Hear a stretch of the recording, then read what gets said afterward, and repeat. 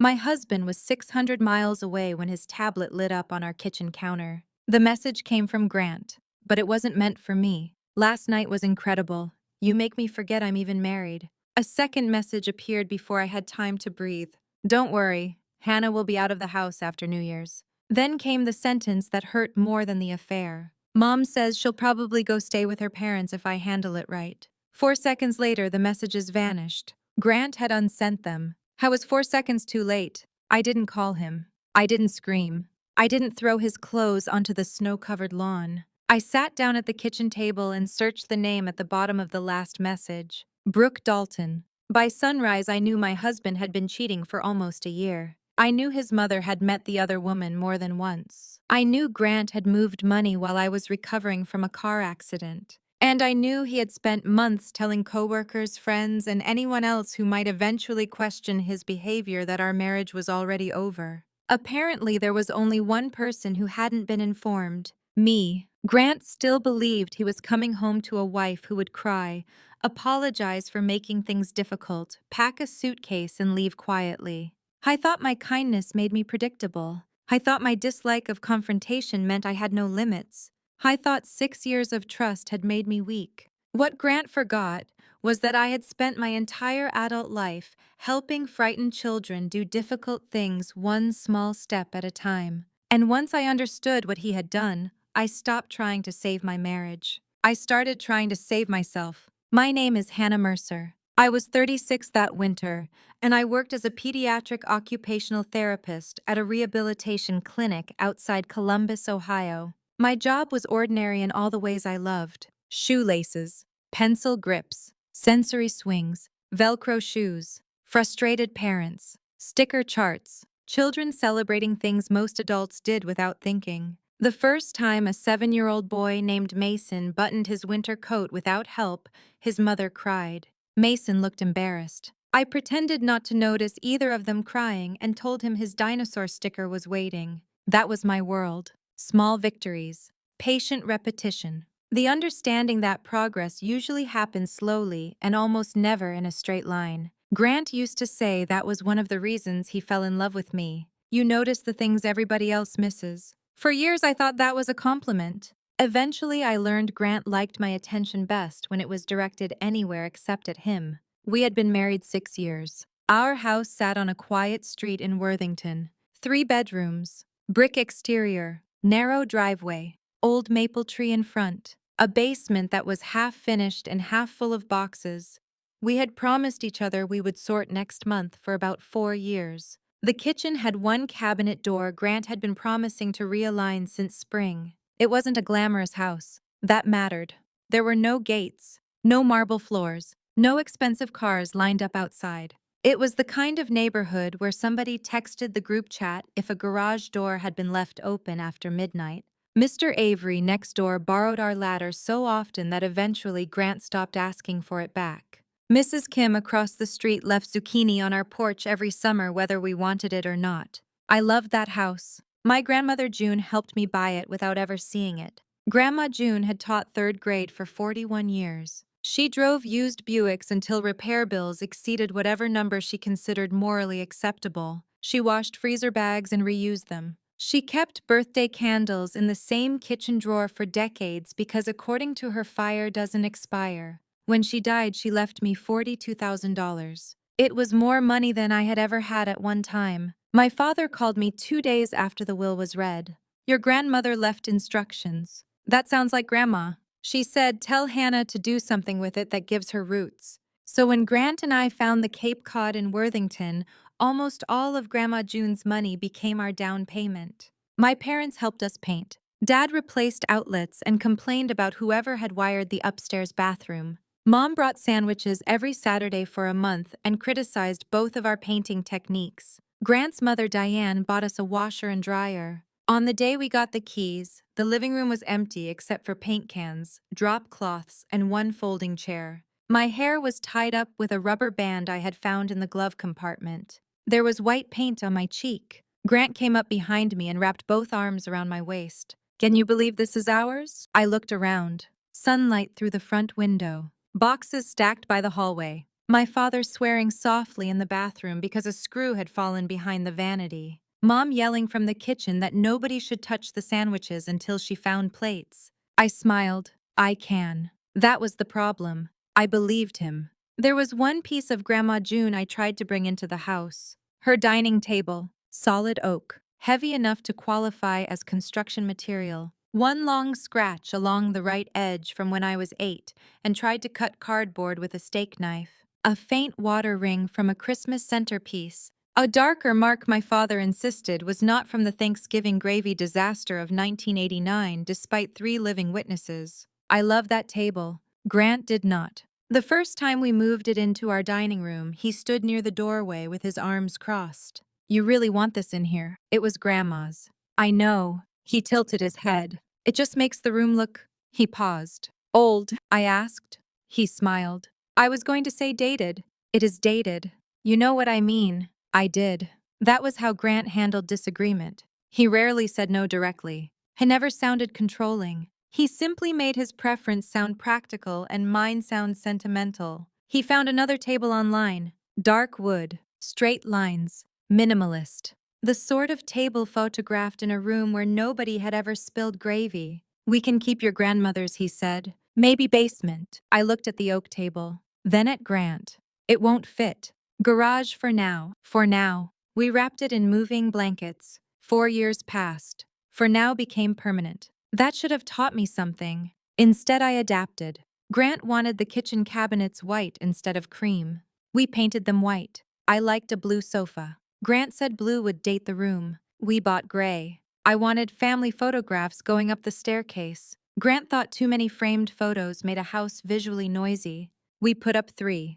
I disliked curtains. We bought blinds. I wanted an old brass floor lamp from an antique store. Grant said it looked like something from his grandmother's basement. I left it. None of those choices mattered individually. That is one of the ways people disappear in relationships. It doesn't always happen in one dramatic surrender. Sometimes you simply make 100 tiny accommodations because each one seems too small to fight about. Then years later, you look around and realize almost everything visible was chosen by someone else. At the time, I called it compromise. Grant called it good taste. Grant worked as a regional sales manager for a company called Hearthline Fixtures. They supplied cabinets, countertops, faucets, sinks, appliances, and hardware to home builders around Ohio, Kentucky, Indiana, and Tennessee. Grant was good at sales. Not loud, not pushy. He could walk into a room full of strangers and leave knowing who had a daughter at Ohio State, who golfed on Thursdays, who hated cilantro,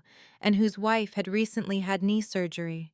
Naimada people feel noticed. That ability was one of the first things I loved about him.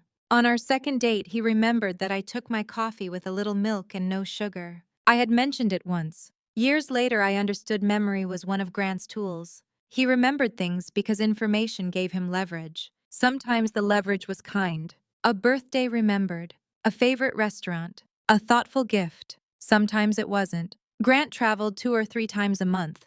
Indianapolis, Louisville, Cincinnati, Nashville, Charlotte, Chicago, sometimes Denver or Dallas if Hearthline had a national event. During the first few years of our marriage, I hated when he traveled. I slept badly without him. I watched the driveway when his flight was late. I picked him up at the airport even when he arrived after midnight.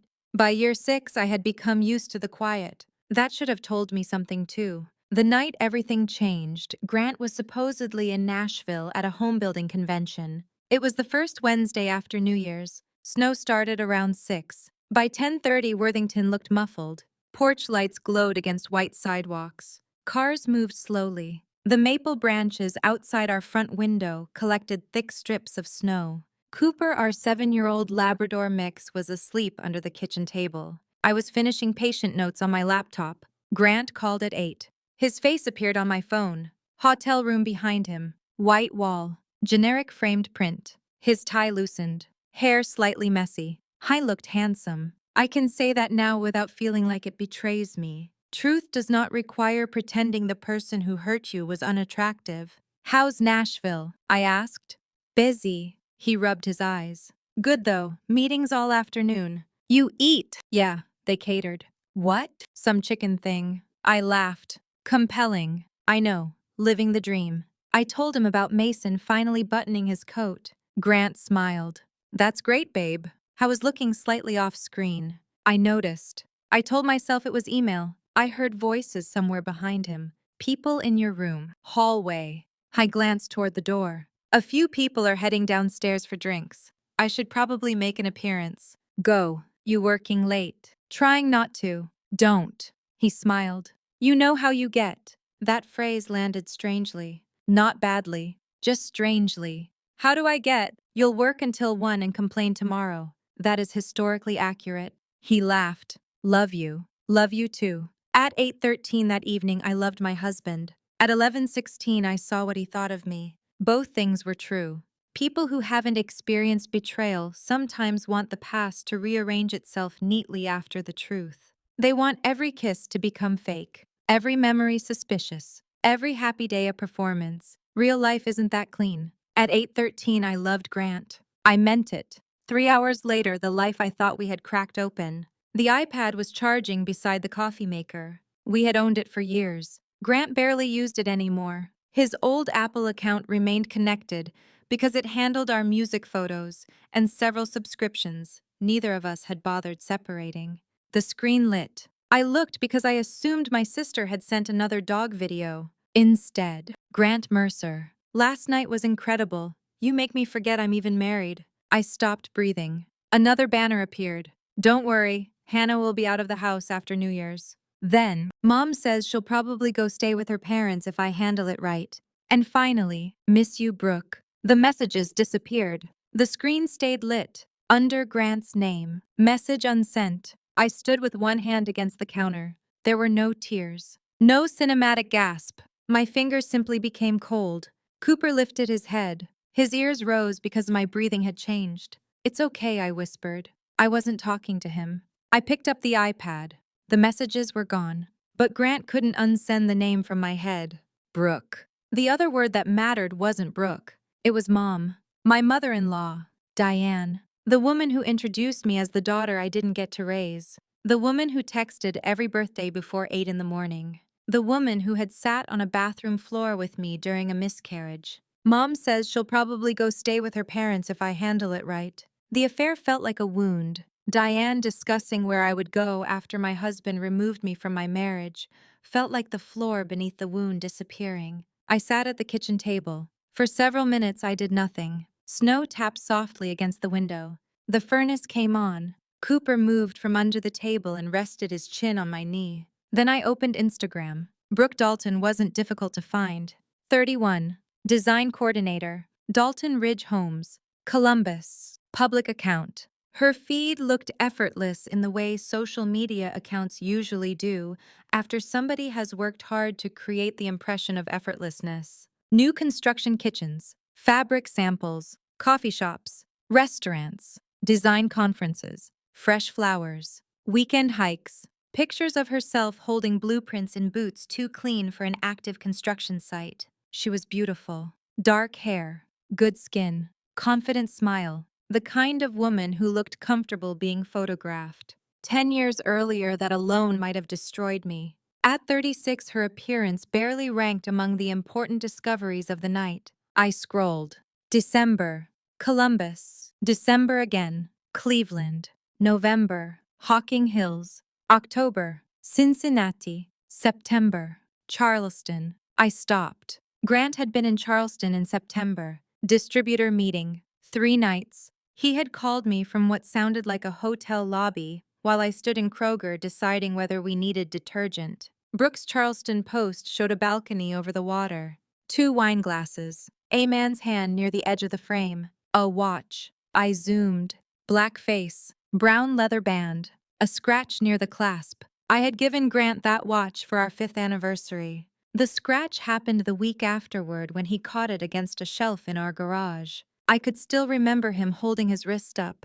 5 days Han, new personal record. Brooks' caption read, "Some weekends remind you what you're working toward." My chest tightened. I opened our credit card account. Charleston.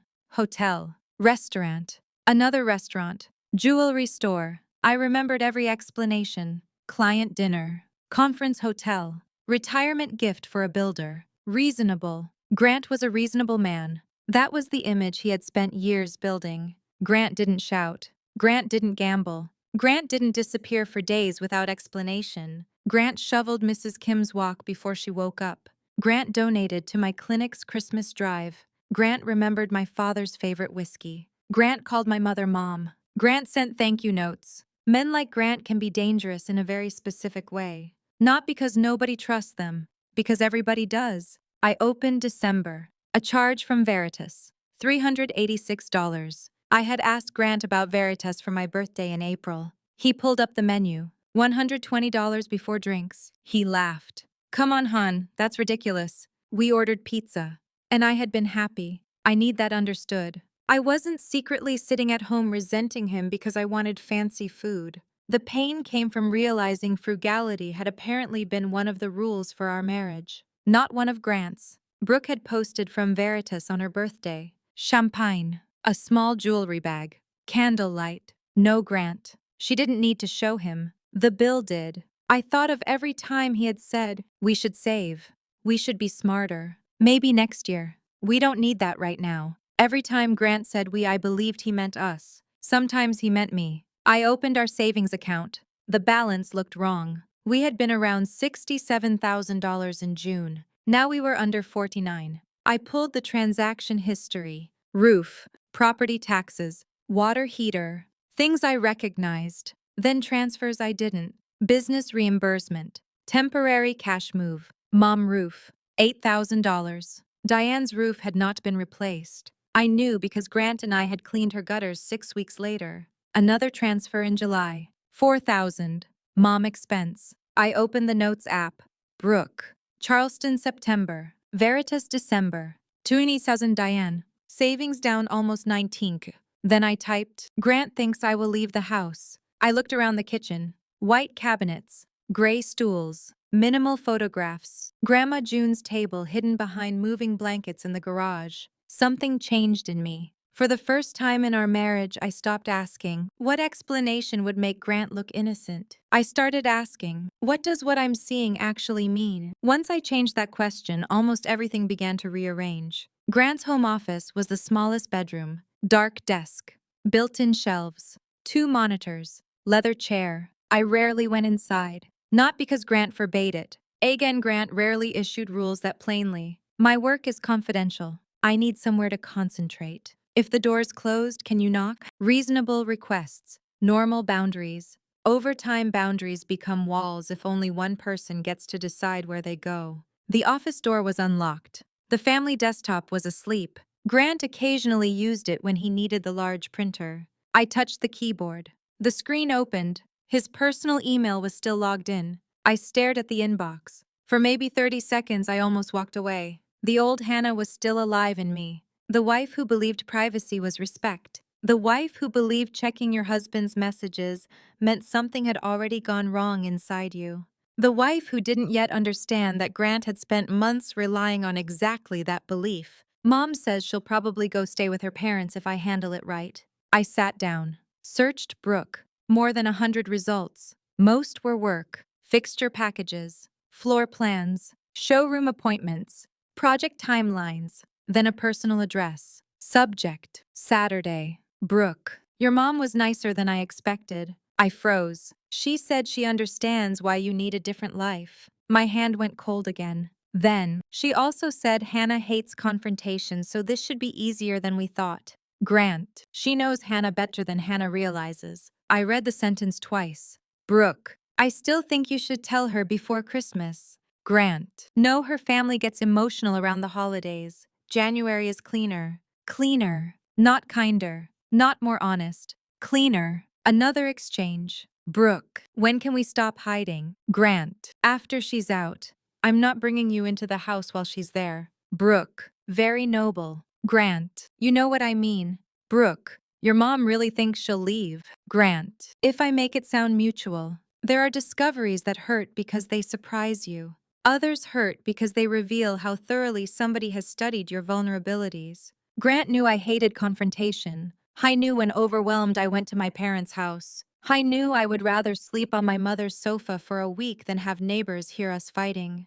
I knew my parents would let me stay without asking questions. I had taken traits I thought were simply parts of me and turned them into pieces of an exit plan. I searched Diane. Most emails looked ordinary. Thanksgiving, a recipe, a refrigerator model, birthday reservations, then one from August. Diane, I'm uncomfortable with how long this is going on. For half a second, hope rose. Then I continued. Grant, I'm handling it. Diane, you told me you would talk to Hannah. Grant, I will. Diane, she trusts me, Grant. Grant, that's why I need you to keep encouraging her to give me space. Diane, I don't like lying. Then, but I also don't want you trapped in a marriage where you're miserable. And finally, Hannah is a sweet girl. She just doesn't fit the life you're trying to build anymore. A sweet girl. 6 years. A house. Christmas mornings. Hospital rooms. Family dinners. Her husband's funeral. My miscarriage. I was a sweet girl who didn't fit. Grant answered with one word. Exactly. That was the first moment I almost cried. Not because of Brooke, because 4 years earlier, I had sat on our bathroom floor, bleeding through a towel, after losing a pregnancy at 9 weeks. Grant had gone to the pharmacy. Diane stayed. She held a cool washcloth against my neck. I apologized for crying. Diane squeezed my hand. Whatever happens with babies, you are my daughter now. I had believed her. Sitting in Grant's office, I wondered whether love could be real when spoken and still become useless later. That question hurt more than anger. I stood too fast. The chair rolled into the wall. Cooper appeared at the doorway. I walked into the kitchen, opened a cabinet, reached for a mug, blue ceramic, lighthouse on the side. Grant had bought it for me in Maine 3 summers earlier. I stared at it, then threw it into the trash. The sound made Cooper jump. For 5 seconds, I stood there breathing hard. Then I reached into the trash and took it back. I washed it. Soap, hot water, towel, set it beside the sink. I was crying. Not much. Enough. I'm not letting him decide which memories I'm allowed to keep, I whispered. That was the first thing I did that night entirely for myself. Then I went back to the office. I searched January. One email. Grant had sent it to himself. Attached was a note. Nothing legally sophisticated. Nothing cinematic. A checklist. January. Move direct deposit to personal account. Mom holds emergency cash. Talk to Hannah after New Year. Use we've grown apart. Do not mention Brooke at first. Suggest she stay with parents for a few weeks. Do not argue about house immediately. Let her calm down. Luke understands travel story. Work people already think we're separated. Brooke can stay over once Hannah is out. Then, important. If Hannah becomes emotional, remind her how bad things got after November. November. The accident. On November 6th, a delivery van slid through a red light on Morse Road and hit the passenger side of my Honda hard enough to spin me across 2 lanes. I had a fractured collarbone, 2 cracked ribs, a concussion. There are pieces of the accident I still cannot remember. I remember metal, then light, then a paramedic asking my name, then the emergency room ceiling. Grant arrived around 11. Gray wool coat, hair damp with snow. I looked terrified. I remember loving him more because he looked terrified. He kissed my forehead, talked to the nurse, called my parents. I've got everything he said. You rest. The next afternoon, Grant came into my room carrying coffee and my phone. Bank sent you a security text. I was exhausted. Pain medication made time feel thick. What? Remember the higher interest savings account? Maybe. Grant talked about money enough that almost anything sounded familiar. They need a code because your number is on the account. He held my phone up. Just read it. 6 digits. I read them. Grant typed. Done. Then he kissed my forehead.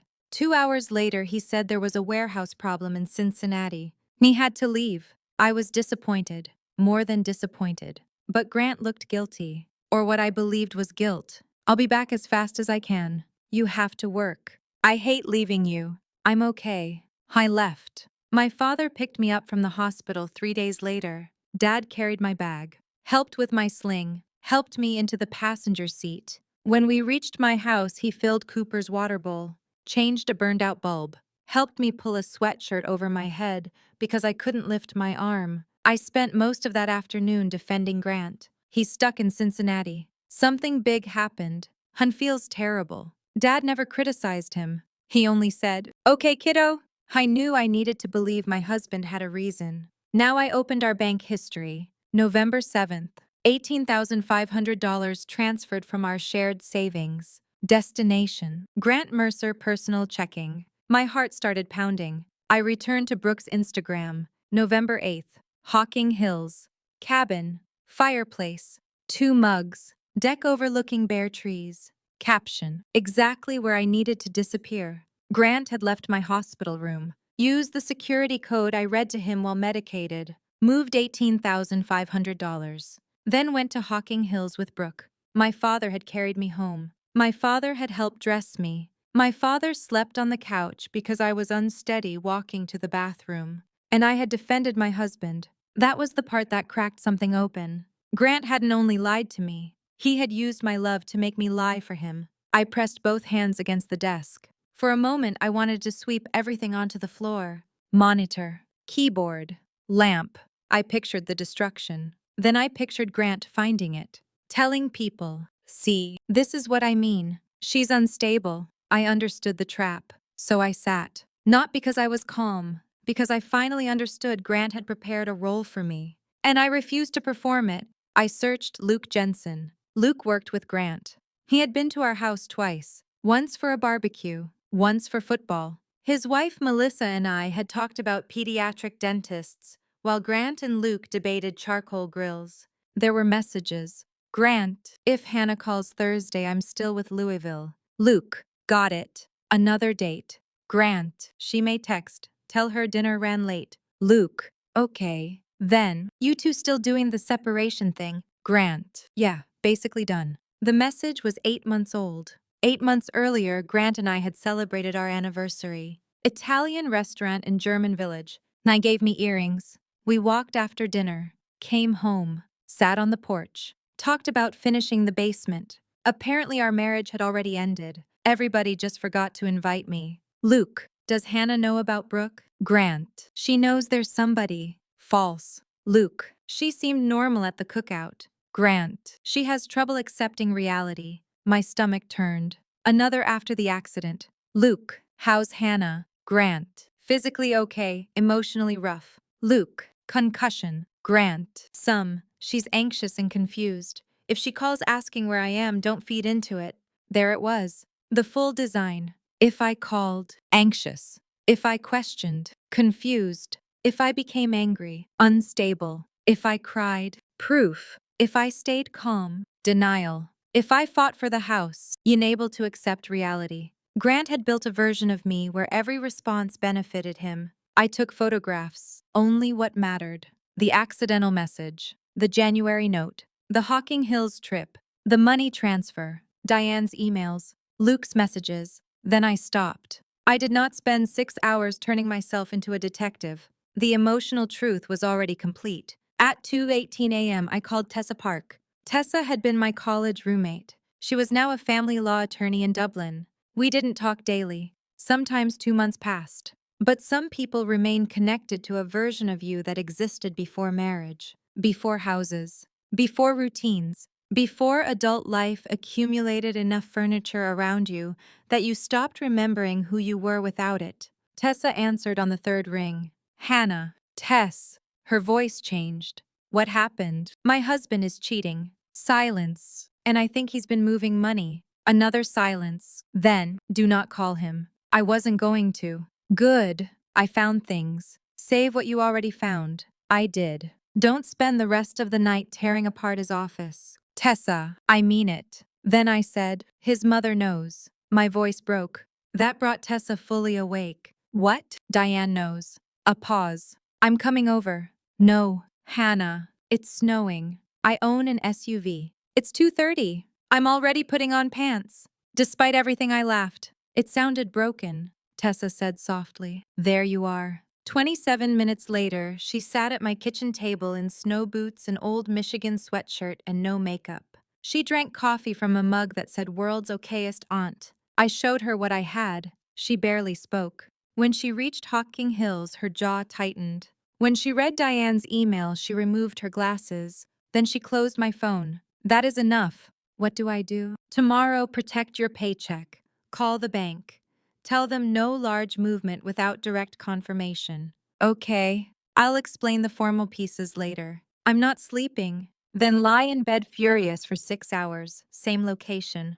Tess. She leaned forward. Listen. I did. You don't need to destroy Grant. I know. You don't need to prove you're smarter than him. I know. You don't need the perfect revenge plan. I know. You need to make sure he cannot take anything else while you decide what you want. I looked around the kitchen. White cabinets. Gray stools. Grant everywhere. What if I already know? What do you want? The answer arrived before I thought. My name back. Tessa's expression changed. What does that mean? He's been telling people who I am. I swallowed. Fragile.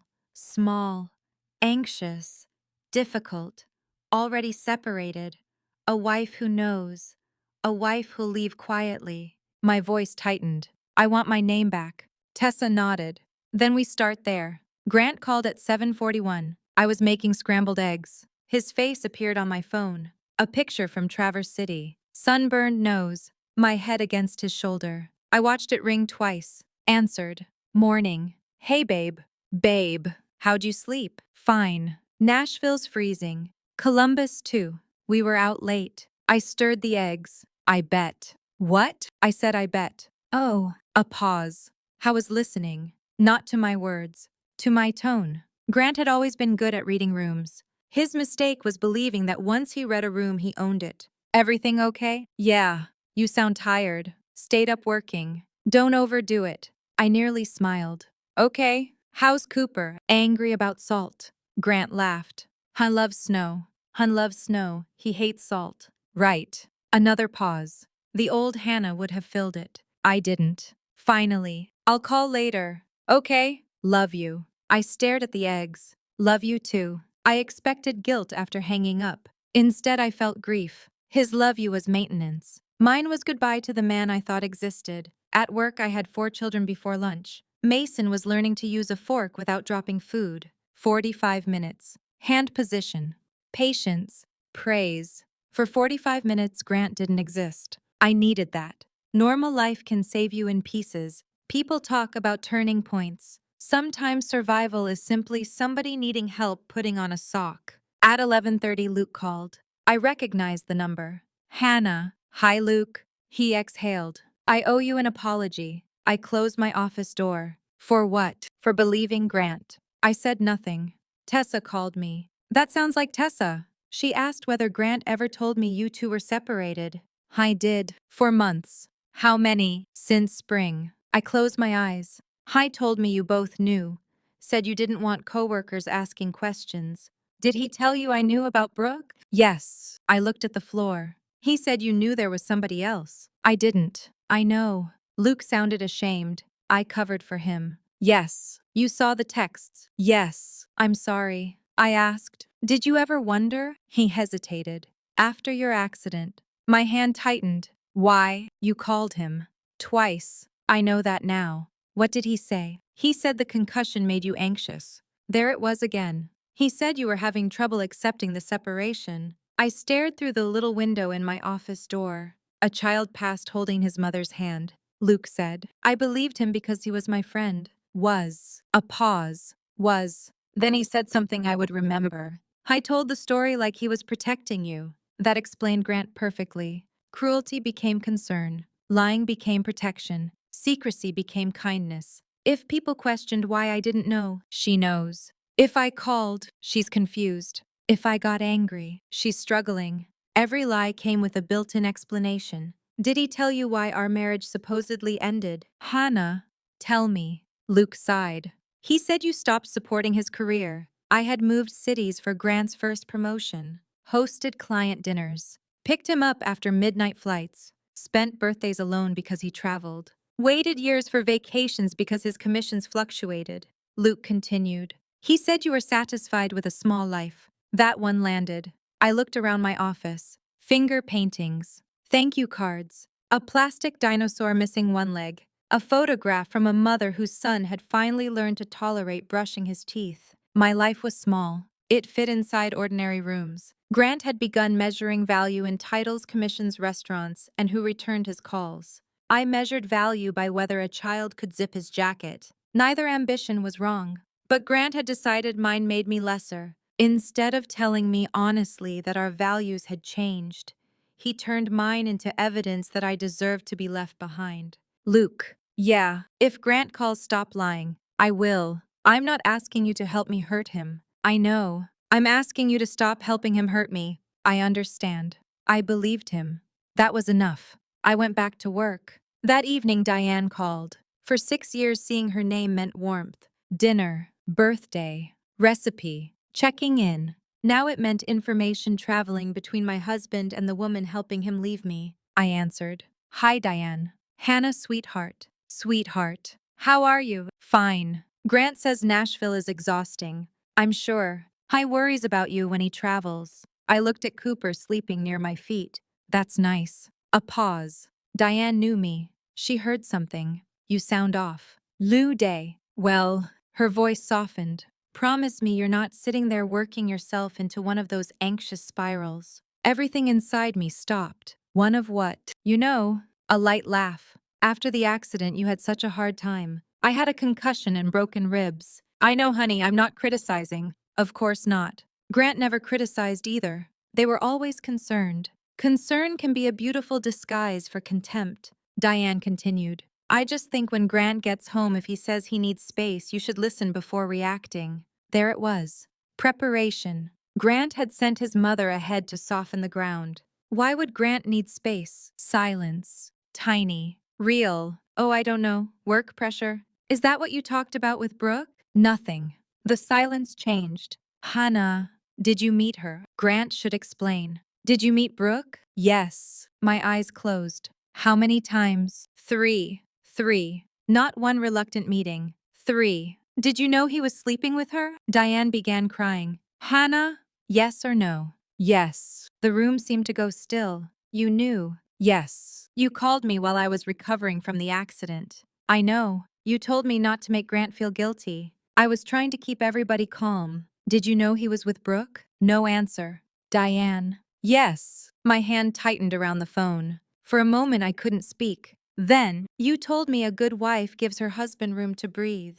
Hannah, you said that at dinner. I remember. I thought you were giving me marriage advice. Diane cried harder. I didn't know what else to do. Suddenly, I remembered that dinner. Spring. Diane's house. Pot roast. Grant checked his phone 6 times. I asked, everything okay? He said work. Diane smiled. Sweetheart, sometimes the best thing a wife can do is give a man room to breathe. Grant looked at his plate. I laughed. Is that your way of telling me I hover? Diane squeezed my hand. No, I'm telling you men carry things they don't always know how to explain. I drove home thinking she was wise. Now I understood. It hadn't been advice. It had been instructions. You were teaching me how to make his affair easier. That's not fair. There it was. I almost laughed. Not fair. I was trying to support my son. You supported him by helping him lie. How was miserable. Then he could have told me.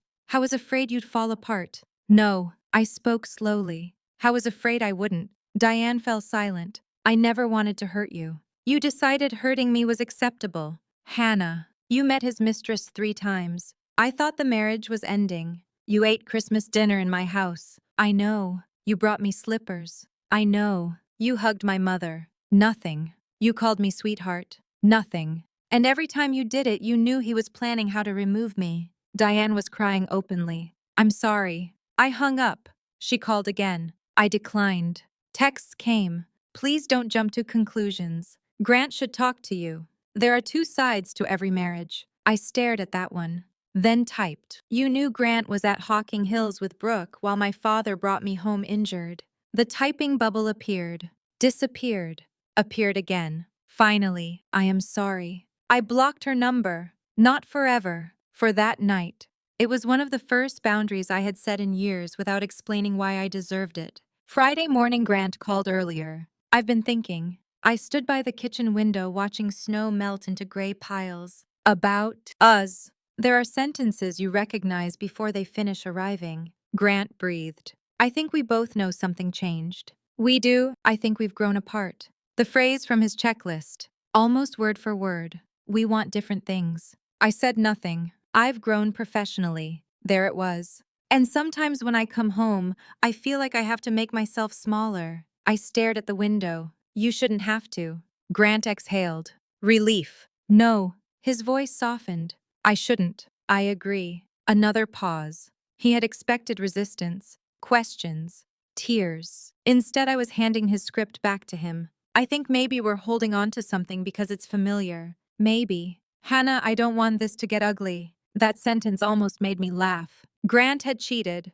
moved money, recruited his mother, used my accident, told coworkers I was unstable. And ugliness was apparently something that would begin if I objected. I don't either. I knew you'd understand. That hurt. Not because I wanted him to understand me, because I finally understood how small his idea of me had become. What are you suggesting? I think I should stay in a hotel when I come home. Okay. And maybe you could stay with your parents for a couple weeks. There it was. The house. I could, just until things settle. Why me? Silence. I think being there alone might be hard for you. How thoughtful. Hannah. I'm listening. You sound angry. I thought you said I was understanding. Another silence. Grant changed direction. We'll talk in person. When are you back? Tomorrow. His trip was supposed to run through Sunday. You're coming early. Things wrapped. Lie. Luke had already texted. Grant knows something's off. Changed flight. What time? Land around 5. Come to the house at 7. I thought neutral ground. The house is neutral enough. Hannah. Bring your mother. Silence. Complete. Why would mom come? Because apparently she's been part of the marriage. Grant stopped breathing. Hannah, what did she say? I'll see you tomorrow. Hannah. I ended the call. My hands shook. Hard. Not fear. Release. For days I had held every reaction inside because Grant had created a story where emotion made me guilty. My phone lit. Grant. Ignored. Again. Ignored. Then a text. Please don't do anything emotional before we talk. Another. This is exactly what I was afraid of. I stared. Then laughed once. I sent the screenshot to Tessa. She answered. Keep that one. I typed. No courtroom tomorrow. Agreed. No giant pile of paper. Agreed. No speech about statutes. Hannah, I do possess dignity. Debatable. She sent a laughing emoji. I wrote, I want my parents there. Good. I want Diane there. Very good. I want this to be a family conversation. A minute passed. Then, it always was. At 4:15 that afternoon, an unknown number texted. This is Brooke Dalton. I know you probably don't want to hear from me. Grant called me. I think we need to talk. I sent it to Tessa. She called. You decide. What would you do? I'm not you. Tessa. I would meet her. Why? Because you're done learning your own life secondhand. That decided it. The coffee shop was in Grandview. Brick walls. Mismatched chairs. Laptop people. A toddler arguing with his mother over whether a blueberry muffin contained blueberries if he couldn't see them. Pain often happens in very normal rooms. I arrived first. Brooke came 6 minutes later. Camel coat. Dark hair. No dramatic entrance. Up close she looked tired. Not remorseful exactly. Tired. That distinction mattered. She sat. Thank you for coming. I waited. She removed her gloves but kept the coat. A short conversation. I'm not going to insult you by pretending I didn't know Grant was married. Good. Hai told me the marriage had been over for almost 2 years. It hadn't. I understand that now. No. I held her eyes. You understand I found out. Her jaw tightened. Fair. He said you were basically roommates. We weren't. He said you knew he was seeing someone. I didn't. He said you didn't want a divorce until after the holidays because of your parents. I smiled without humor. That part is almost creative. Brooke looked down. I believed him. You chose to believe him. Her eyes lifted. There is a difference. There is. I leaned back. And you knew enough to know he still lived with me. Silence. You knew enough to know he spent Christmas at home. Nothing. You knew enough to know he slept in my bed. Her expression changed. I told me the guest room. No, that landed. She looked toward the window. He said you were sleeping separately. We weren't. Brooke crossed her arms. For the first time, her polished composure slipped. I'm not asking you to forgive me. Good. I'm here because Grant is panicking. Also good. She almost smiled. Didn't. Hi thinks you're going to fight him. I'm not sure why wanting access to my own life counts as fighting. Hi says you can get. She stopped. Say it. Hi says you can get unstable. I nodded. After my accident. Brooke looked surprised. How do you know? Because he tells everybody the same story. I leaned forward. Did Grant tell you what happened after the accident? He said you were discharged. When? The next morning. No. Brooke went still. I was hospitalized 3 days. She stared. Grant came to Hocking Hills the second night. I know. I said you were home with your parents. My father brought me home after Grant came back. Her face lost some color. Hein told me you didn't want him there. I laughed. Couldn't help it. My collarbone was broken. Brooke stared. I needed help getting dressed. Nothing. My father helped me put on a sweatshirt while Grant was drinking wine with you. She looked down.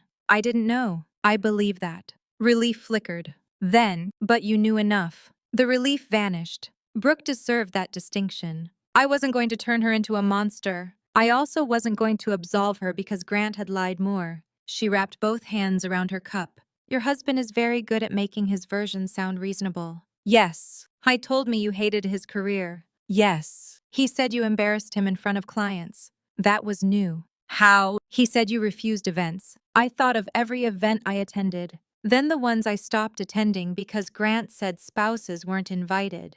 I understood. He stopped inviting me. Brooke's eyes shifted. Another piece. He said you didn't like his friends. He stopped bringing them home. She looked almost sick. He said the marriage had been dead for years. Last May, he gave me anniversary earrings and asked whether we should finish our basement. Brooke closed her eyes briefly. Neither of us spoke. Finally, he promised me the house would be settled by February. I smiled faintly. There's the house again. He said you would stay with your parents voluntarily. That was the plan. He said your grandmother's money was only a small part of the down payment. It was most of it. Brooke stared. He said you didn't care about the house. I love the house. He said you always wanted to move closer to your parents. My parents are 25 minutes away. For the first time, Brooke laughed. A bitter little sound. Then she covered her mouth. I'm sorry. The apology seemed aimed at the absurdity rather than the affair. That made it more believable. Why did you contact me? Brooke became guarded again. Grant says you found messages. Yes. He's worried you'll make everything public. To whom? Work. I haven't contacted work. My company works with Hearthline. I know. I don't want my professional reputation dragged into your marriage. There it was. Not conscience. Self-preservation. I respected honesty more than performance. Then don't sleep with married vendors. Her face hardened. You don't have to. I do. Silence. You came because you want me quiet. Brooke didn't deny it. You want your name protected. Yes. I nodded. So did I. That stopped her. For several seconds she had nothing. I continued. Grant spent 8 months protecting his reputation by destroying mine. My voice remained calm. I told coworkers I was unstable. Brooke looked away. He told his mother I was too fragile for honesty. Nothing. I told you I knew. Nothing. He created a version of me that made everybody comfortable helping him lie. I leaned back. And now you want me to protect your name too? Brooke looked at me. What do you want from me? Nothing. That surprised her. You don't want screenshots. If there's something proving Grant lied about me, send it. And then, make your own choices. That's it. Yes. You're not going to tell me to leave him. I almost smiled. You're 31. Brooke stared. I spent 6 years managing one adult man's feelings. I'm not taking on yours. That changed the conversation. Not into friendship. Never that. But Brooke stopped treating me like an obstacle. She looked at her coffee. There is one thing. I waited. Grant told me your mother was worried about your mental health. My stomach tightened. My mother. He said she agreed you should stay with your parents. I almost laughed. My mother had no idea. Brooke saw my face. He lied about that too. Yes. She rubbed her forehead. Jesus. Then, Hai told me your father thought your job was too stressful after the accident. I shook my head. My father thinks my job is the only thing keeping me sane half the time. Brooke stared at her cup. Did he lie about everything? No. That surprised her. He probably really liked you. Her eyes lifted. That's not comforting. It isn't meant to be. I stood. Brooke looked up. One more thing. What? When Grant tells you tomorrow that I'm crazy, I put on my coat. Remember how many people he needed to call crazy before he could become the hero of his own story. I left. 38 minutes later, Brooke sent 6 screenshots. Grant. Hannah knows this has been over. Grant. She's just holding on to the house. Grant. Mom agrees Hannah should go to her parents. Grant. Her family knows she gets emotionally overwhelmed. Grant. Don't contact her directly. She'll make you feel guilty. Then one from 2 weeks earlier. After January, you won't have to hide. Brooke added. He lied to me too. I stared at that. Then answered. Yes. 5 minutes later. I'm ending it. I didn't reply. Brooke leaving Grant wasn't my victory. It was simply one consequence of Grant's lies finally reaching someone who had benefited from believing them. That distinction mattered. My mother was waiting in my driveway when I got home. I hadn't called her. Tessa had. For 10 seconds, I was angry. Then Mom stepped out of the car. Navy coat she had owned 15 years. Knit hat. Hair sticking out. She looked at my face and opened her arms. I stopped being angry. That was the first time I truly broke. Not the message. Not the money. Not Brooke. Not Diane. My mother opened her arms and I folded. I cried into her coat until my healed ribs hurt. She held the back of my head. Didn't tell me to stop.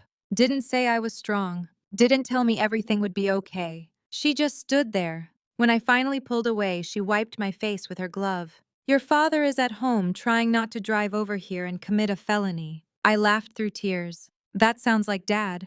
He keeps walking between the kitchen and garage. Why the garage? He doesn't know either. Inside, Cooper went insane because Grandma had arrived. Mom gave him half a dog biscuit. Then another half because apparently 2 halves didn't count as an extra treat. We made tea, sat at the kitchen table. For the first time, I told her everything. She interrupted once. The hospital. What do you mean Grant wasn't in Cincinnati? I was in Hocking Hills. With her. Yes. Mom pushed her chair back, stood, walked to the sink, stared out the window, then returned. I need 30 seconds.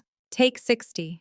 I'm trying not to say something that would embarrass you. That has never stopped you before. She almost smiled. Then, your father carried you into this house. I know. He slept on your couch because he thought you might fall. I know. And Grant. Hocking Hills. Mom closed her eyes. What did Diane know? Almost everything. My mother suddenly looked older. She and Diane had become friends. Not best friends, but lunches, birthday cards, holiday messages. Diane had called Mom after the accident and said Grant was overwhelmed but doing everything he could. Mom whispered. She lied to me too. Yes. We sat silently. Then Mom asked, what do you want tomorrow to do? The phrasing surprised me. Not. What are you going to do? What do you want tomorrow to do? I thought. I want him to hear his own story in front of everybody he used. Mom waited. He's been telling everyone who I am. My voice tightened. Small, fragile,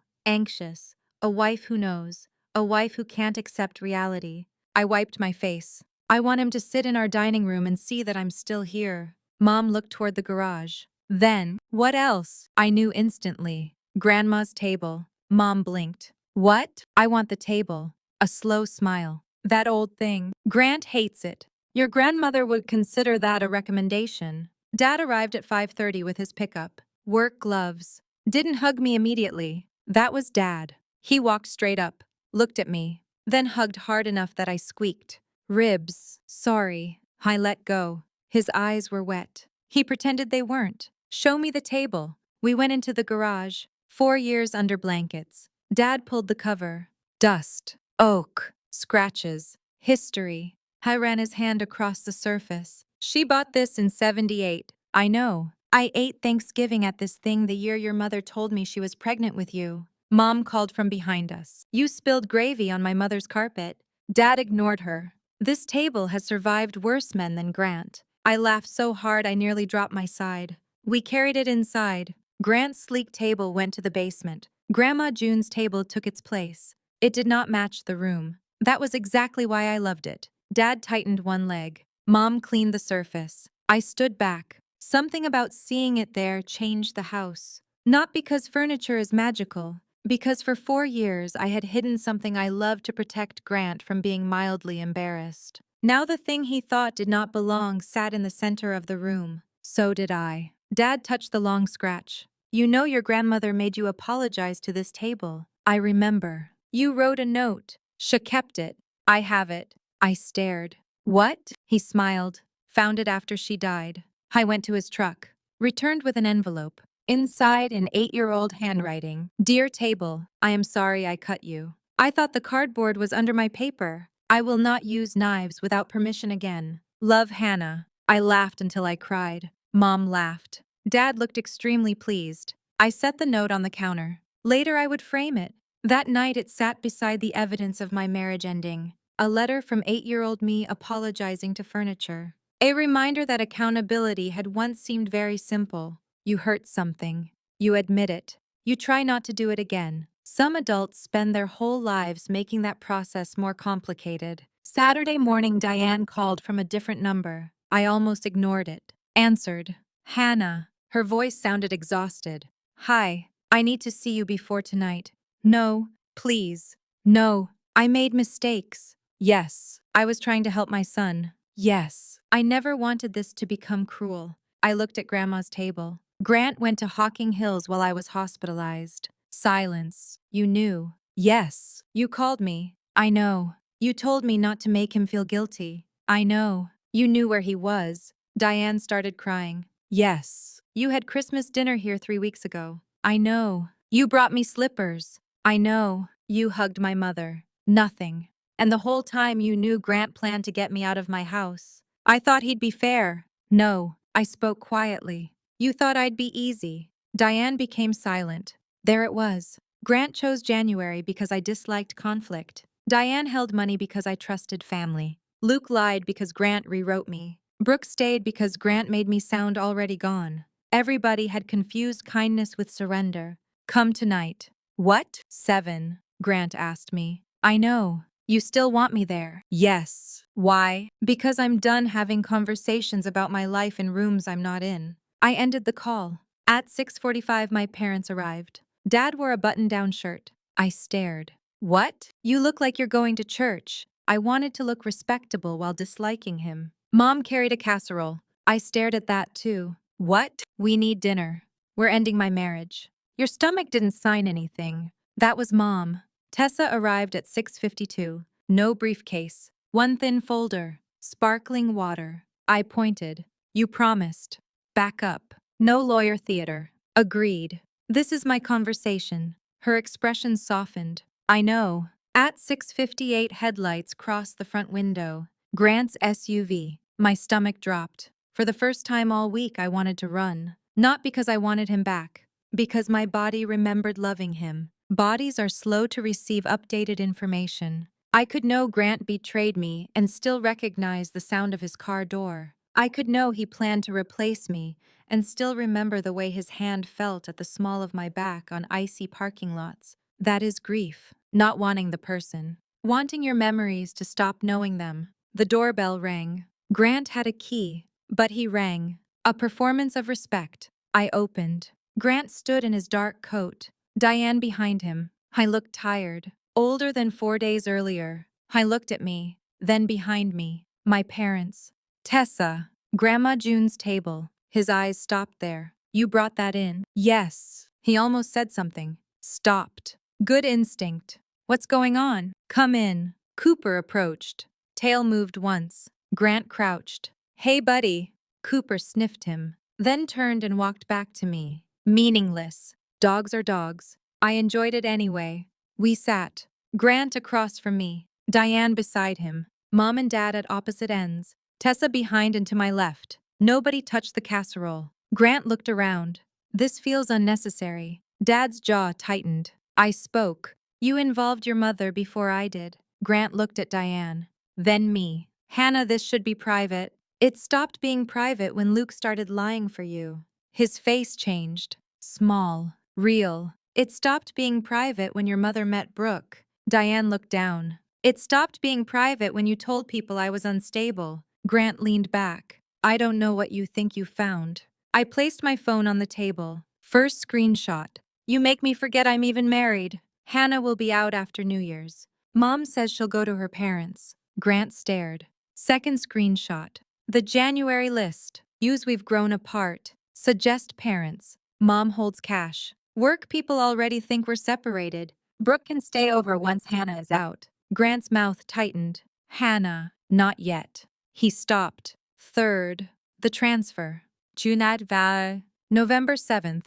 Grant's eyes moved toward Tessa. She remained silent. I asked, "Where were you, November 8th? I looked at me. You know, I want you to say it. Hannah. Dad spoke. Quiet. Answer her. Grant looked at him. Some confidence disappeared.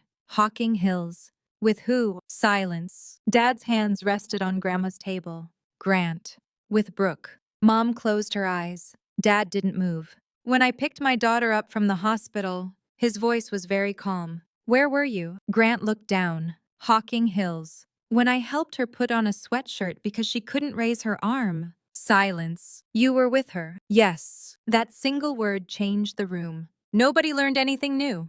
But Grant finally had to place his voice beside what he had done. Dad looked at him, then said, "That's the part I'll never forgive. Nothing more. I didn't need more." I continued, "You came into my hospital room the day before." Grant rubbed his face. "I know. You asked for a security code. I was moving money. You said it was our higher interest account. We had discussed. I was medicated. I didn't know how out of it you were." I laughed once. "You told everybody I was out of it for 3 months." Grant stopped. "You can't have both stories." I looked at me. "If I was clear-headed enough when you needed a bank code, you don't get to call me too impaired to understand my marriage." Silence. "And if I was impaired enough for you to tell everyone I was confused, then you had no business asking me to move money." Dad stared at him. Mom wiped her eyes. I placed Diane's email down. "Hannah is a sweet girl. She doesn't fit the life you're building." Exactly. Mom, read it. Dad, read it. Diane didn't need to. Mom looked at her. "You wrote this?" "Yes. You called me after Hannah's accident." "I know. You told me Grant was doing everything he could." "I know. You knew he was with another woman." Diane cried. "Yes." Mom's face changed. Not rage. Disappointment. Some emotions are quieter because they weigh more. "I trusted you." "I know." "No." Mom shook her head. "You know now." Diane covered her mouth. Grant interrupted. "This is turning into a pile-on." I looked at him. "A pile-on?" "Yes. You cheated. We had problems. You moved money. I was preparing for a separation. You told people I knew. I thought." I put Luke's messages down. Grant stopped. "You told everyone I was unstable. You were struggling." There it was. I nodded. "Go ahead. Hannah. Explain me." He frowned. "What? You've been explaining me to everybody for 8 months." My voice shook. "I let it. Explain me while I'm here." Grant leaned back. "I'm not doing this." "You already did. You were anxious after the accident. I had a concussion. You called repeatedly. Twice. You had trouble sleeping. My ribs hurt when I breathed. I became suspicious. My husband was lying." Grant's face hardened. "This is what I mean. Everything becomes absolute with you. For 6 years that sentence would have worked. You're overthinking. You're too sensitive. You're making something out of nothing. Now I finally had something large enough to hold against it. So when I noticed you disappearing, I was anxious." No answer. "When I asked where you were, I was controlling." Nothing. "When I was hurt, you left me injured, I was emotional." Nothing. "When I didn't know we were separated, I was in denial." Nothing. "And if I refused to move out of my own house, I was unstable." Grant's jaw tightened. I looked directly at him. "Yao built a version of me where every possible reaction proved you right." Nobody moved. "You told Luke I knew." Silence. "You told Brooke I knew." Silence. "You told your mother I couldn't handle the truth." Silence. "You told people our marriage was over before you ever told me there was a problem." My voice cracked. "You didn't just leave the marriage." I swallowed. "You erased me before you left." The room went completely quiet. That was the sentence. Not the money. Not Brooke. Not the house. That. The thing I had been trying to name since Wednesday. Grant had rewritten me while I was still standing beside him. I looked down. For once, no explanation appeared immediately. Then, I fell in love with someone else. Rehearsed. Clean. Almost tragic. "Brooke. Yes. You love her." He hesitated. "Yes. You told her our marriage was dead." It was. I stared. "When? Hannah. When did it die?" "We drifted." "That isn't a date. There isn't one. Last May. Silence. Our anniversary. Nothing. You gave me earrings. I cared about you. You asked me if we should finish the basement. I was trying. 2 days later, you told Luke we were basically separated. Grant rubbed his forehead.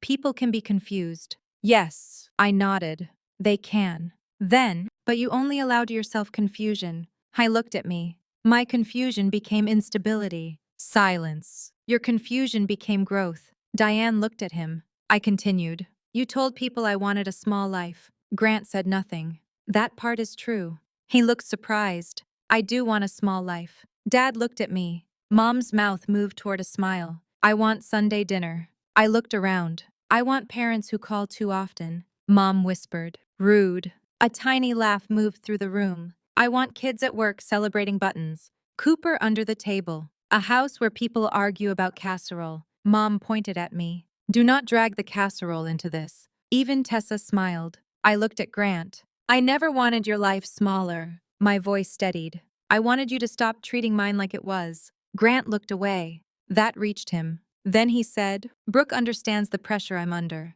Maybe. She understands my career. Maybe. She wants more. There it is. He frowned.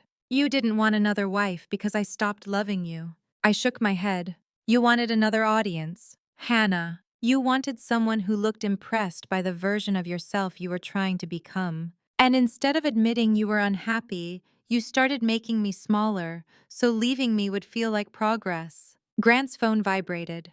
I ignored it. Again. I glanced. His face changed. I knew. Brooke. He picked it up. Read. Set it face down. I didn't ask. Grant stared at the table, then at me. You talked to her. Yes. You had no right. For a second, I couldn't believe what I heard. No right. This was between Brooke and me. Dad made a sound halfway between a cough and disbelief. You brought her into our marriage. Grant's phone vibrated again. What did you tell her? The truth. She doesn't know you. I smiled. That was the problem with everybody. He stared. You all knew a version of me you got from him. I looked at Diane. At least Brooke finally asked. Diane lowered her eyes. Grant's voice sharpened. What did she send? Enough. Hannah. Grant. I leaned back. She ended it. His face answered before his mouth did. Diane looked at him. Grant's jaw worked. You're enjoying this. I thought. No, I meant it. I thought I would. I looked at me. I thought watching you lose her would feel good. The room stayed quiet. It doesn't. His anger faltered. It just makes everything look sadder. That hurt him more. I could see it. Not because I wanted to hurt him. Contempt would have allowed anger. Pity left nowhere useful to stand. She thinks I lied to her. You did. I was managing a complicated situation. No, I shook my head. You were controlling the order in which everybody learned who you really were. Grant stood. His chair scraped. I'm done. Dad remained seated. So was your marriage. Grant looked at him. Dad rested one hand on Grandma's table. 6 years ago, you sat at my kitchen table. Grant said nothing. You told me you wanted to build a life with my daughter. Dad's voice remained low. I shook your hand. His eyes filled. I believed you. Grant looked down. Dad continued. I carried Hannah into this house while she defended you. His voice broke slightly. That is what gets me. Mom reached for his hand. She was hurt and still protecting your name. Silence. You were already destroying hers. Grant's face changed. Dad did not raise his voice. You used to be family to me. A pause. Family is not a title you keep after you stop behaving like family. That ended something. Not legally. Something more important. Grant sat again. For the first time, he looked tired instead of angry. Hannah. I waited. I'm sorry. There are apologies arriving before truth. They want forgiveness. There are apologies arriving after truth. Often they want relief. Grant sounded like the second kind. What are you sorry for? All of it. No. I looked up. Pick something. Hannah, come on. Pick one. He rubbed his face. I'm sorry I cheated. Okay. I'm sorry about the money. Okay. I'm sorry I involved Mom. Diane cried quietly. Okay. I'm sorry I wasn't there after your accident. That one shook. I waited. Grant looked at the table. Then finally, I'm sorry I made people think you were the problem. There. Not elegant. True. My throat tightened. Why did you? A long pause. Then, because if everybody thought you were good, he stopped. I waited. Then what I was doing looked worse. Nobody moved. Grant continued. I needed it to feel like the marriage was already bad. His voice sounded smaller. So I talked about the bad parts. What bad parts? He laughed without humor. Normal things. I swallowed. You didn't like me traveling. I didn't like you being gone every weekend. I turned it into you not supporting me. Yes. You wanted to save money. You told me we needed to. I turned it into you being afraid of everything. Yes. You were hurt after the accident. Yes. I turned that into. He faded. Instability. I nodded. I don't know when I started. I do. I looked at me. The first time somebody asked whether you felt guilty. Silence. You needed a reason not to. Grant closed his eyes. Something inside me loosened. Not forgiveness. Recognition. He finally understood the mechanism. That was all I needed. I didn't need him to say I had been perfect. I wasn't. I didn't need him to say every marriage problem was his fault. They weren't. I needed him to stop pretending normal imperfections justified deception. Diane had been silent. Then, Hannah. I looked at her. Her face was wet. I loved you. My throat tightened. I think you did. She cried harder. I still do. Maybe. That hurt. It wasn't meant as cruelty. Truth sometimes hurts without assistance. But love without respect isn't enough. Diane nodded. I was afraid if I pushed Grant, he would stop talking to me. There it was. Honest. After his father died, she looked at her hands. He pulled away. Work became everything. Every time I criticized him, he disappeared for weeks. Grant stared at her. Then Brooke came along and he started calling me again. Diane's voice shook. He asked my opinion, wanted me involved. I felt. She stopped. Needed. Grant looked down. I knew the affair was wrong. She wiped her face. But I kept translating what he was doing into unhappiness.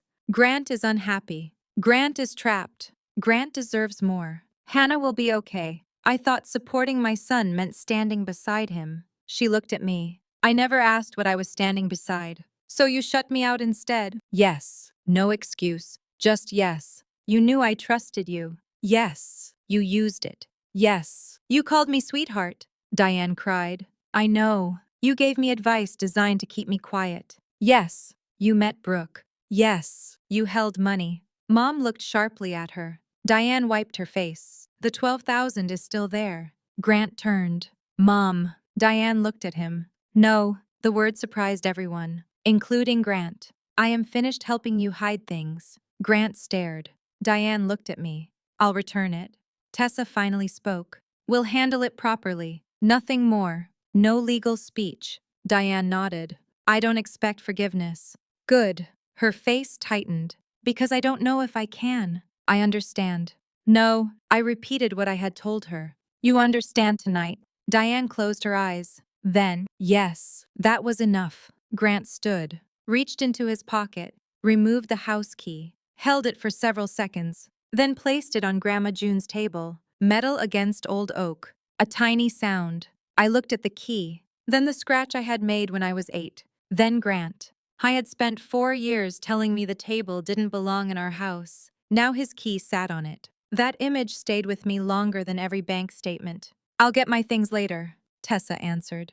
We can arrange a time. Grant nodded, looked at me. Maybe he expected goodbye. Anger. One final sentence. I had none. He walked toward the door. Diane followed. At the entryway, she turned. Hannah. I waited. I really am sorry. I nodded once. She left. The door closed. For a long time, nobody moved. Cooper walked into the dining room, sniffed Grant's key, looked at me. Mom laughed through tears. Even the dog thinks he forgot something. Dad laughed. Tessa laughed. I laughed. Then I cried. Not elegantly. Not one cinematic tear. Both hands over my face, shoulders shaking. My mother moved beside me. Dad stared at the wall because watching his adult daughter cry was still more than he could handle. Tessa found tissues. After several minutes, Mom stood. Okay. We looked at her. She wiped her face. Casserole. I laughed. Mom. Betrayal does not exempt people from dinner. At 9:35 of us ate around Grandma June's table. Chicken casserole. Baguette salad. Store-bought rolls. Nothing impressive. Grant's key stayed beside my plate because nobody remembered to move it. For the first time all week, I felt safe. Not victorious. Safe. That was better. The next morning, the house felt unfamiliar. Not empty. Different. I woke around 6:30. For about 3 seconds, my body expected Grant beside me. Then memory returned. I stared at the ceiling. There is a particular kind of pain in waking after a life-changing event. For a few seconds, sleep has restored the old world. Then consciousness destroys it again. I reached toward Grant's side of the bed, stopped halfway, pulled my hand back. Cooper was lying near the door. He raised his head. Don't. His tail thumped once. I'm not doing emotional support at 6:30. Another thump. Fine. He climbed onto the bed. Grant hated when Cooper got on the bed. That thought made me laugh and cry simultaneously. I let the dog stay. Around 9, Grant texted, "I need clothes for work Monday." The old Hannah would have gotten up immediately. Packed shirts, socks, shoes, chargers. Made everything easy. I stared at the message. Then typed, "Send a list. Dad will be here at 2. Grant answered, "Why does your dad need to be there?" I almost smiled. "Because I want him there." 3 dots. Then, "This is unnecessary." I typed, 2 p.m. Nothing more. My father arrived at 1:40. Early. I brought boxes. "You're enjoying this?" "No." He paused. "A little." "Dad." "What?" Grant arrived at 2:07. 7 minutes late. Small thing. But Grant was almost never late. I walked into the house carrying 2 empty duffel bags. For a moment, standing in the entryway, he looked like my husband coming home from a trip. My body reacted before my mind. Chest tightening. Familiar cologne. His shoes against the floor. I hated that. Grant looked towards the dining room. Grandma's table. The key was gone. I had put it in a drawer. I said, "You're keeping that?" "The table." "Yes." I looked at him. "Yes." He gave the smallest nod. No comment. Dad stayed in the living room. Grant went upstairs. I remained downstairs. 10 minutes later, he called, "Hannah." I froze. Old reflex. Went up. I was standing at the bedroom dresser, holding a framed photograph. "Used on our honeymoon in Maine." "What do you want me to do with this?" I looked at the picture. I was 29. Grant 32. Wind in my hair. Both smiling. "I don't know." "You can keep it." "I don't know." He stared at it. Then, "Were we happy?" The question surprised me. "Yes." His face tightened. "For how long?" "I don't know." I looked at me. "Do you hate me?" I thought. No, that seemed to hurt more than yes. "I'm angry." I continued.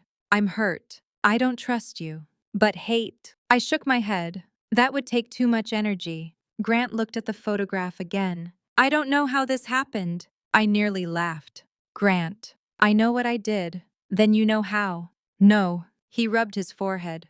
"I mean how I became somebody who could do it.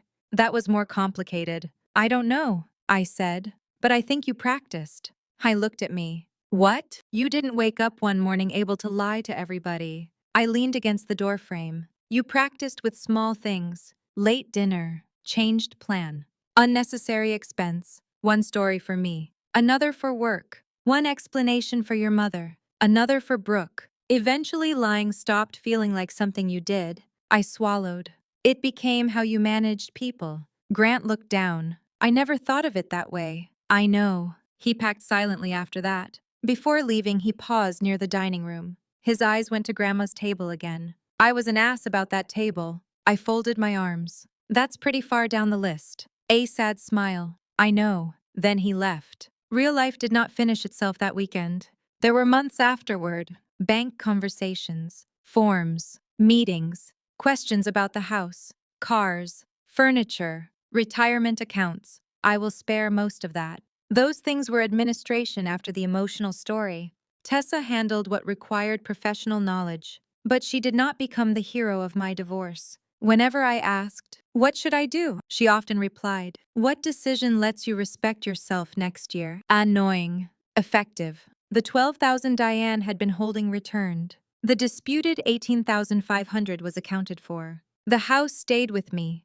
not magically. Not because Grant lost everything and I got everything. I had to buy out the share that was fairly his. It hurt financially. I worked extra Saturdays for 6 months, delayed replacing my Honda, skipped a vacation, Cut expenses. Freedom can be expensive. I would pay it again. Keeping the house mattered because of continuity. Grandma's money had helped build those walls. Dad had rewired parts of them. Mom had painted them. I had recovered from injuries there. Cooper knew every window. But the most important part was choice. Grant had planned for me to leave. I stayed because I chose to. That was the difference. Grant moved into an apartment near Easton. For a while, people tried to tell me pieces of his life. Luke, Grant's not getting the regional director role. Melissa, I heard Dalton Ridge requested somebody else. My sister. Apparently, he's applying elsewhere. Eventually, I said, stop.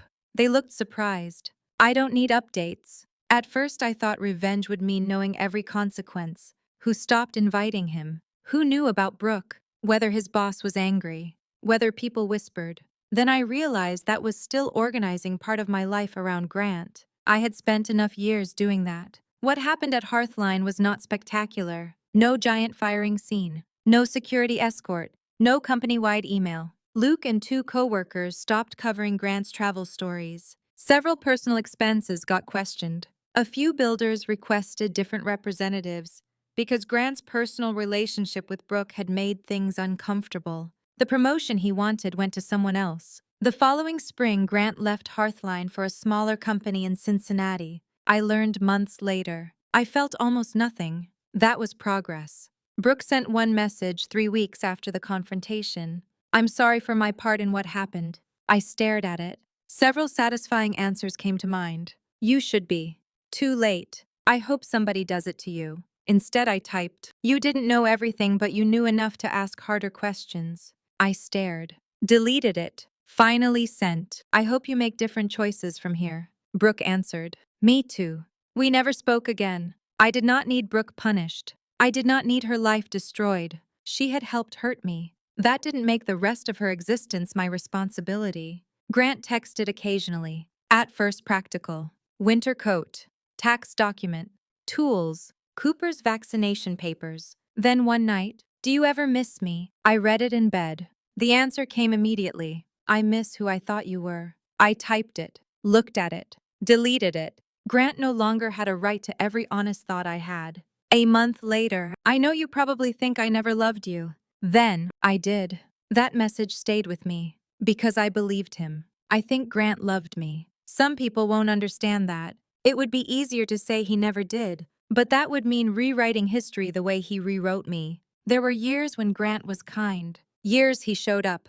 Nights we laughed until midnight. Trips I still remembered fondly. Mornings he brought coffee. A day he drove 40 minutes because I forgot my lunch. A marriage does not become entirely false because one person eventually betrays it. I think Grant loved me. I also think he stopped respecting me. And love without respect can become dangerous. People use love as evidence. But I love you. After lying. But I love you. After humiliating. But I love you. After making choices love should have challenged. Love is a feeling. Respect is behavior. I had spent years valuing the feeling more. Never again. The hardest part of healing wasn't Grant. It was Diane. 3 weeks after the confrontation, my mother asked, have you spoken to her? No. Do you want to? No. That was fast. I know. Mom looked at me. You're allowed to change your mind. I know. Then she said, I miss her. That surprised me. I looked at Mom. She looked embarrassed. I know I shouldn't. Why not? She hurt you. She hurt you too. Mom nodded. We used to talk about books. I smiled faintly. She always spoiled the ending. Constantly. We sat quietly. Then Mom said, I think that's part of what makes family betrayal so awful. What? You don't just lose one person. She looked at her coffee. You lose all the relationships attached to them. That stayed with me. I had lost Grant. But I had also lost Sunday dinners with Diane. The joke she always made about my sweet potato casserole. Her calls on the drive home from work. Christmas morning texts. The strange little shorthand we built over 6 years. Betrayal is expensive because it charges you for things you didn't realize were part of the original purchase. In April, Diane wrote me a letter. Actual paper. 4 pages. I recognized her handwriting. For 2 days, I didn't open it. Sunday morning, I sat at Grandma June's table. Coffee. Cooper under my chair. I read. Diane did not excuse herself. That mattered. She wrote about Grant's father dying, how frightened she became of losing her son emotionally too, how Grant stopped calling, how work became everything. Whenever Diane criticized him, he withdrew. Then Brooke appeared. Grant started calling Diane again, asking advice, inviting her into his life. Diane felt needed. That was the ugly truth. She knew the affair was wrong. But she liked being important to Grant again. So she translated selfishness into unhappiness. Grant is trapped. Grant needs support. Grant deserves happiness. Hannah will be okay. Then, I kept telling myself I was protecting my son from being unhappy. I never asked who I was protecting you from. It was him. I stopped reading, stared at the sentence, then continued. Another line. I thought loyalty meant standing beside my child no matter what.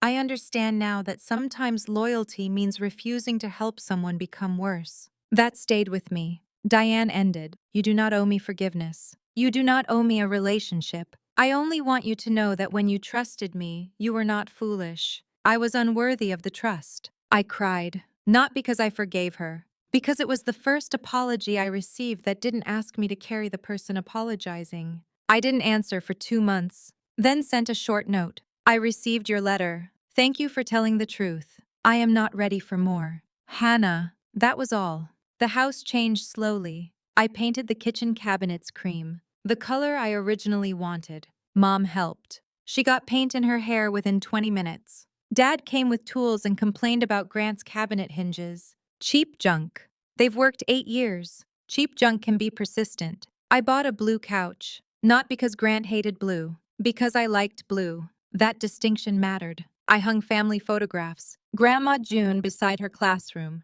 Mom and Dad at their wedding. My sister holding Cooper as a puppy. One photograph of Grant and me stayed in a drawer. I couldn't throw it out. I didn't display it. That was okay. Healing is full of objects you aren't ready to decide about. Dad and I restored Grandma's table. 2 weekends. Sandpaper. Wood conditioner. Finish. Under the dull surface was warm honey-colored oak. Some scratches remained. Dad insisted. History. The steak knife scratch stayed. So did the gravy mark. I framed my childhood apology letter beside the dining room. Dear table, I am sorry I cut you. The first time Tessa saw it, she laughed for almost a minute. You had better accountability at 8 than half the adults I know. That's what Grandma would say. Spring came. I bought the $8 bread Grant always called a waste. I replaced the mattress. I bought concert tickets on a Wednesday. I went to Maine with my mother. I took a pottery class. Made 6 bowls that became increasingly less bowl-shaped.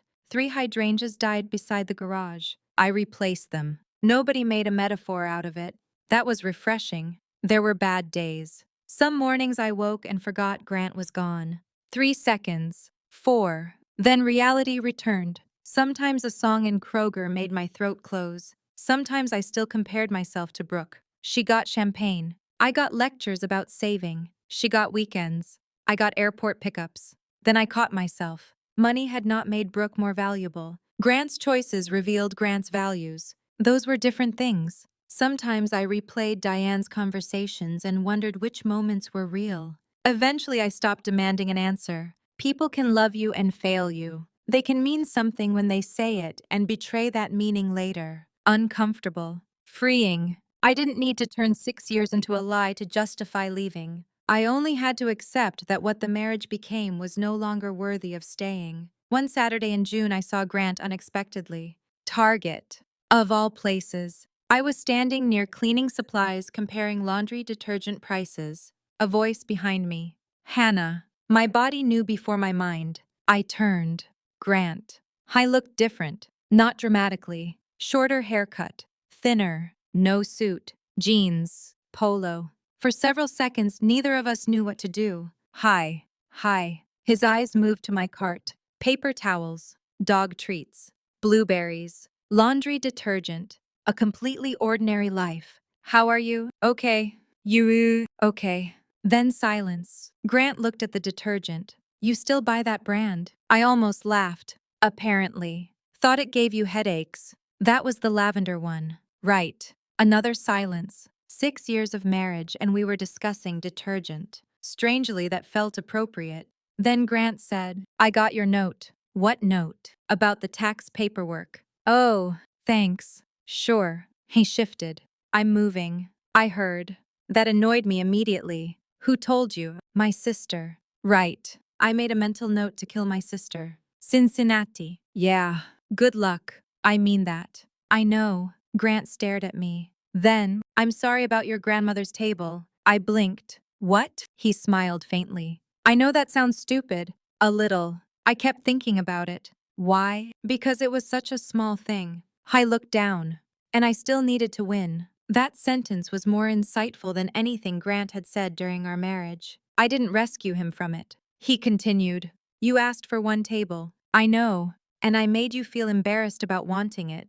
Yes. Why didn't you push harder? For a second, anger flashed, then disappeared. That's the wrong question. Grant looked at me. The question isn't why I didn't fight harder for a table. I held his eyes. The question is why my husband needed me to fight at all. Grant looked away. Yeah. A little boy pushed a red cart past us. His mother apologized.